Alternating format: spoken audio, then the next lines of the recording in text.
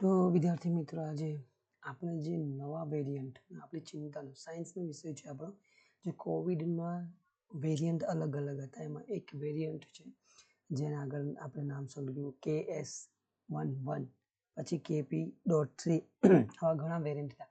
આ બધા વેરિયન્ટ મળીને જે એક નવો વેરિયન્ટ આવી રહ્યો છે, જે નવો વેરિયન્ટ હમણાં આવ્યો છે અને ચિંતાનો વિષય બની ગયો છે. તો એ ચિંતાનો વિષય બનવા પાછળનું કારણ આપણે આજે કે શા માટે ચિંતાનું કારણ બની રહ્યું છે એ પણ આપણે જાણીશું. તો ચાલો આપણે શરૂ કરીએ છીએ આપણે નવા વેરિયન્ટ વિશે, જેનું નામ છે XEC. બરાબર, તો એના પહેલા આપણે કે વેરિયન્ટ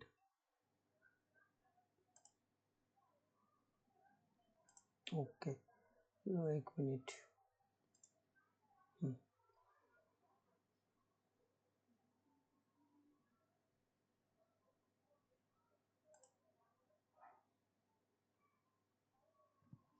તો શરૂ કરીએ છીએ આપણે જે નવા વેરિયન્ટ વિશેની વાત કરવાના હતા ને કોવિડ XEC જે વેરિયન્ટ લક્ષણ સેમ છે, પણ આ ઓમિક્રોનનો એક સબ વેરિયન્ટ છે.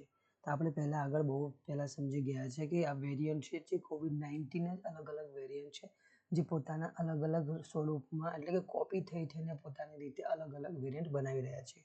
તો એના વિશે આપણે આજે કે કન્સર્ન્સ શા માટે ચિંતાનું કારણ, રીકોમ્બિનેશન સ્ટેન એટલે કે આ લોકો રીકોમ્બિનેશન કરીને કે રીતના ચિંતાનું કારણ થઈ શકે છે એના માટેનું છે. જો આ જે એનું સ્પાઇક પ્રોટીન છે ને, આ જે છે સ્પાઇક પ્રોટીન, અહીંયા આગળ એ પોતાનું શું ચેન્જીસ, નવા ચેન્જીસ લાવે છે. જે કયા, તો કેટલીક વખત ને બ્લડ કોટિંગ. તો આ એનું કારણ પણ એનું છે કે અહીંયા આગળ એ પોતે શું કરે છે, જે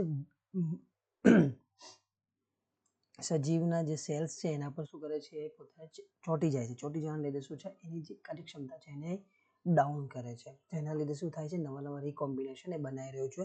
શાના માટે, કે પોતે પણ એક એને પણ શું જોઈએ છે, હોસ્ટ એટલે કે એને પણ જીવવા માટે એક આધાર જોઈતો હોય. તો એના નવા કોમ્બિનેશન થઈ રહ્યા છે. તો તેના વિશે સમજવું જોઈએ આપણે. આગળ જે ચિંતાનું કારણ થયું હતું KS.11, બરાબર, આ વેરિયન્ટ છે ફ્લેટ તરીકે પણ ઓળખાય છે. આ એક ભાગ છે એના કે આ બદલાયો છે, તેમાંથી શું બ્લીડિંગ બ્લોક એટલે કે પરમાણુ ફેનિલાલેનાઇન F, આમાં જે F છે એ શાનો છે, ફેનિલાલેનાઇન છે. લ્યુસીન છે, L છે, એમાં જે બદલાય છે એના છે. Arginine છે એ R માટે છે અને 9 T માટે પરિવર્તન છે, વાયરસને જોડવા માટે. એટલે કે આ જે દરેકની વાત છે ફ્લેટ અને વેરિયન્ટ, આ બધા શું છે, એના અંદર આવેલા બદલાવોની વાત કરે છે. ત્યાં શું બતાવે છે, આ તમારા જે બદલાવો એને ચેન્જીસ બતાવી રહ્યા છે. પછી જે બીજો છે આવ્યો છે કોમ્બિનેશન, એટલે કે બીજું રીકોમ્બિનેશન જે નવો સ્ટ્રેન હતો KP.33, આ આપણા માટે ચિંતાજનક હતું.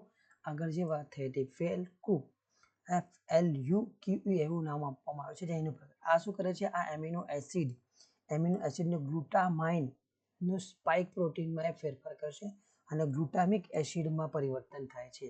જે એમિનો એસિડ ગ્લુટામાઇન છે ને સ્પાઇક પ્રોટીન માટે મેં કહ્યું ઉપરનું જે ત્રિકોણ તમને દેખાઈ રહ્યા છે એની અંદર ચેન્જીસ લાવી રહ્યા છે. શાના માટે, કે પોતાની કાર્યક્ષમતાને વધારે, જેથી કે આપણી રોગપ્રતિકારક શક્તિ એને કે જે આપણા રોગપ્રતિકારક શક્તિમાં સેલ છે એને ઓળખી નહીં શકે, એટલા માટે શું કરે છે, એ નવા રૂપ ધારણ કરી રહ્યું છે.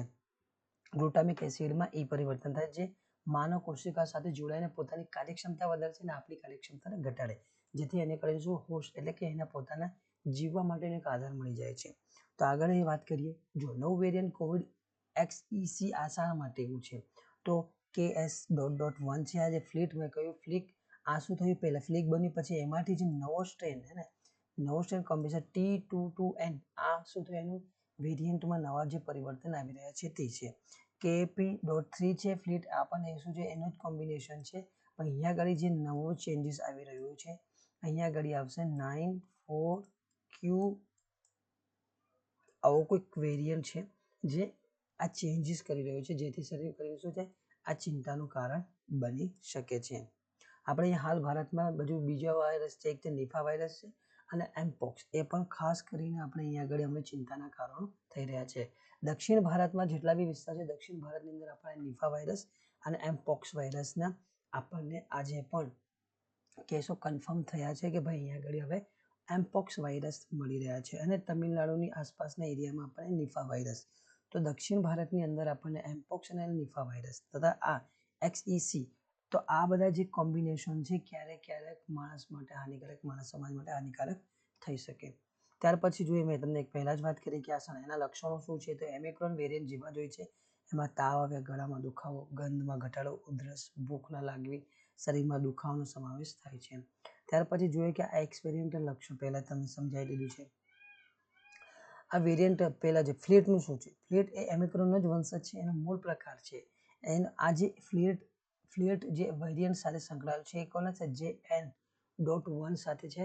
અને આ એક્સપોઝ એટલે કે આ ક્યારે નજરે પડે છે, 2 થી લઈને 14 દિવસની અંદર એ આપણને સામે, એટલે કે એના લક્ષણો સ્પષ્ટ થઈ જાય છે અને આ કન્ફર્મ છે એ કહી શકાય 14 દિવસ.